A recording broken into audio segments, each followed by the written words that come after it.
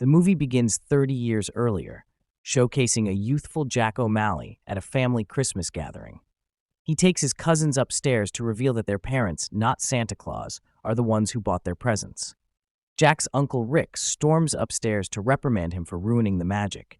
Jack insists this is the real cold heart truth, and couldn't care any less being on the naughty list. In the present, Jack, now a skilled tracker, sets a Christmas tree ablaze, and to infiltrates a mall by diverting guards' attention, cleverly steals an entrance card before sneaking in and planting a gadget to hack their system. Adding to his mischief, he blatantly takes candy from an infant. Inside the mall, Santa Claus, also known as Red One, is fulfilling his yearly duties alongside his elite bodyguard, Callum Drift, head of the North Pole's ELF division. Callum sternly dismisses a disruptive wannabe influencer bothering a family meeting Santa, intimidating him into retreating. Observing the avarice and rudeness of holiday shoppers, Callum feels disheartened.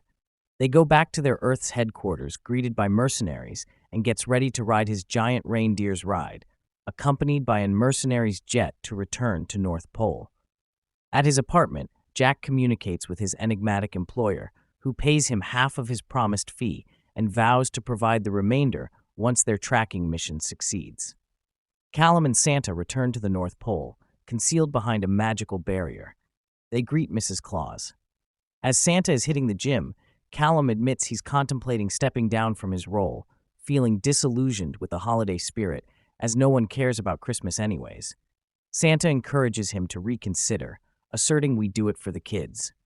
Suddenly, mercenaries breach the North Pole's defenses.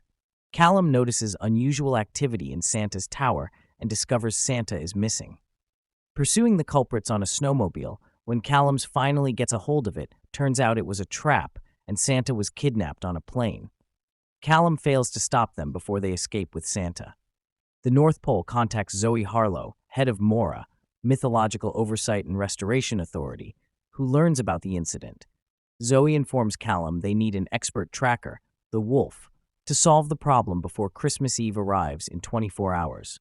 Jack receives a call from his ex, Olivia, who tells him their son Dylan got into trouble at school for attempting to hack the PA system and being betrayed by a friend by getting snitched from him.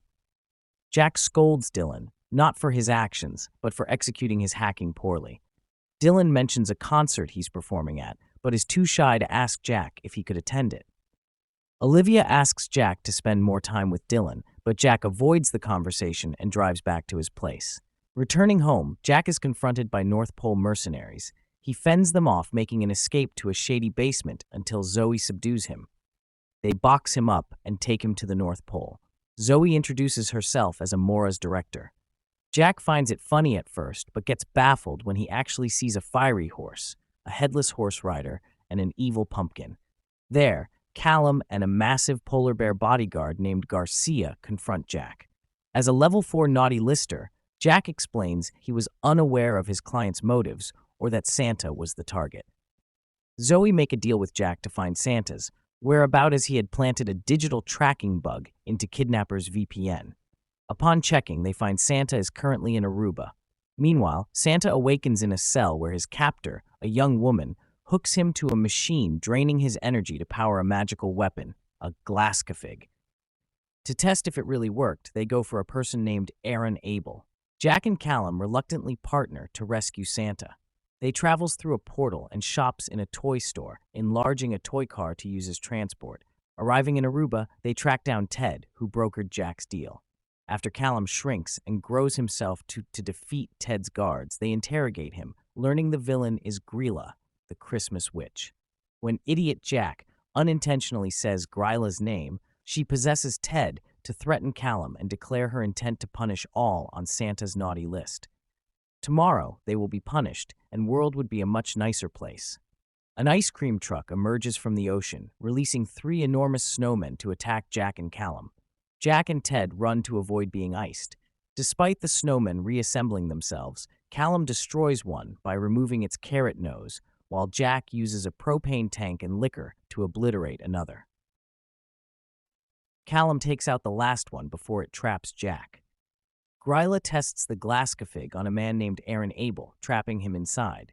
But when the globe doesn't return to her automatically, frustrated, she threatens her 13 sons to correct it before she tries glob on them. Director Zoe and her mercenaries arrive at Aruba. Callum suspects Santa's estranged sibling, Krampus, may be aiding Gryla. Jack, chastised by Olivia for missing Dylan's concert, and insists him to arrive home by 7 as Dylan expects him to visit. Disturbed Jack discusses his shortcomings as a father with Callum. They infiltrate Krampus's lair. Callum sends a hen to distract hellhounds, but Jack's greed alerts Krampus and his minions. Krampus denies partnering with Gryla. She came to him just to get back that glass globe. Captured, Callum tries to reason with Krampus, but the latter is indifferent. He lets Jack run away, but Callum will stay there forever. Jack tries negotiating this time. Jack challenges him to Krampus Schlapp in front of everyone. If Krampus wins, they go to dungeons, but if Callum wins, they are free to go back. Krampus accepts while Callum is flabbergasted. After enduring a powerful slap, Jack steals Callum's gadget from Krampus's minion to amplify Callum's strength, allowing them to escape. Returning to their car, Jack finds a package from Gryla in middle of the road, but refuses to open it. Dylan video calls Jack, upset about his absence, and is teleported after touching a glasscafig left for him too. Jack grabs his globe and follows Dylan into Gryla's lair. Zoe tracks Jack and Dylan to the North Pole, realizing Gryla never left and her shapeshifter minions infiltrated the North Pole as Mrs. Claus and guards. Zoe and Callum uses Tracker to find Jack avoiding shapeshifters. As Jack is finally spending time with Dylan, Jack apologizes to Dylan for his failings. Dylan forgives him, which improves Jack's naughty status, enabling them to escape. Jack and Callum regroups, freeing the real Garcia and Mrs. Claus before stopping Gryla's plan to enslave the world's naughty list using Santa's sleigh. Everyone arrives just in time to rescue Santa, and they start beating Gryla's minions. Gryla tries to take off to the real world, imprisoning Santa, but Jack, strung in chains, detaches sleigh from reindeers, resulting in an accident. Callum frees Santa, but couldn't get him to his conscience. A final showdown ensues as Gryla transforms into a massive ogre. As she is about to attack them, Krampus arrives to help, fighting Gryla, his ex, until Santa regains consciousness. Krampus gets knocked by Gryla. As she heads toward Callum to kill him, Santa gains consciousness. Summoning his reindeers, Santa defeats Gryla, trapping her in her own globe. Santa thanks his brother, and Krampus leaves, stating "Happy Krampus Clap." Santa resumes his duties, bringing joy to children as Callum, Jack, and Dylan accompanies him. He goes in each house by himself, leaving presents while taking his cookies and milk. Callum sees Jack's newfound connection with Dylan, prompting him to rethink retirement. Santa flies them home to end the adventure. If you liked our video, make sure to give us a thumbs up and subscribe to our channel, or else you'll get a wife like Gryla. And I swear on that one.